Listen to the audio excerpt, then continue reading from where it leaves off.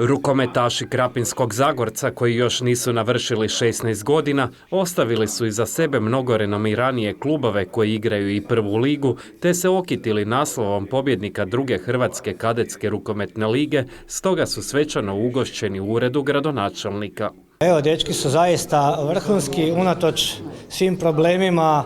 Skoro svaki tjedan je neko od njih ili mora biti u samoizolaciji ili su dečki dobili koronu, tako da je bilo utakmica kada smo igrali, kad je igrao i njih 7, znači 6 plus golman bez zamjena. Od ukupno 22 utakmice u sezoni 2001-2002 pobijedili su 20 utakmica, jednu utakmicu su izgubili, jednu utakmicu su igrali neriješeno. Ukupno je bilo 15 ekipa, mogu reći da su to jako dobri klubovi koji imaju jako puno igrača. Znači, mi smo prvi, PPD Zagreb je drugi, Maksimir Pastela treći i tako dalje. Znači, konkurencija je jako velika, ali dečki su zaista pravi borci, lavovi, borili su se i odigrali su svaku utakmicu sa srcem. Iako je mnogo utakmica izostao, talentirani Antonio Gradečak bio je među najboljim strijelcima lige. Treniram rukomet, evo, već skoro 7-8 godina, ne brojim.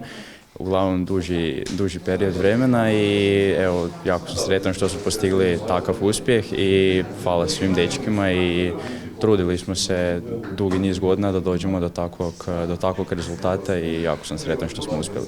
Pobijedili smo i Maksimir Pastelu i PPD Zagreb i ostale ove veće klubove iz Zagreba i prstena i okolice Zagreba koji stvarno imaju i jake seniorske ekipe i stvarno nam je drago i mogli bi se reći da smo i zaslužili da ih pobjedimo.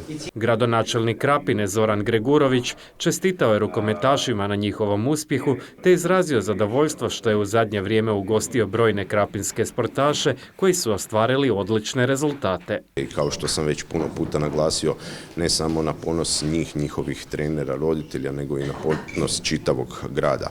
Čestitam još jednom na uloženom trudu, vremenu, angažmanu i svemu što su postigli. Čestitam njihovim trenerima što ne samo da su ih trenirali, nego su ih na taj način i odgajali da budu bolji sportaši i bolji ljudi u konačnici i to mi je posebno drago.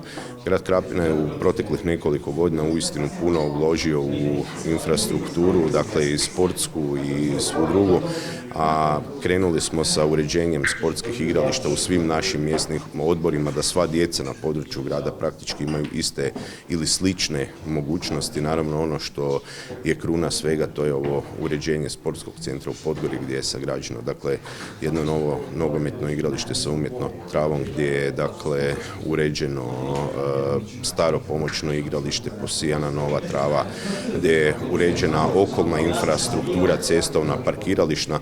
Prije nekoliko godina smo, dakle, i onaj rukometni teren uredili, preasfaltirali, tamo su se onda uključili u uređenje i članovi udruge koje su tamo djelovali u Podgori. Naravno, tu nije kraj, tu nećemo stati. Ono što bi još ove godine željeli, to je da se gore u Podgori dodatno uredi još fitness, dakle, igralište, fitness na otvorenom, jedan cage ball. Pored mlađih muških i ženskih kategorija koji su sve brojniji, sve su glasnija razmišljanja da će rukometni klub Zagorec ponovno formirati i seniorske momčadi.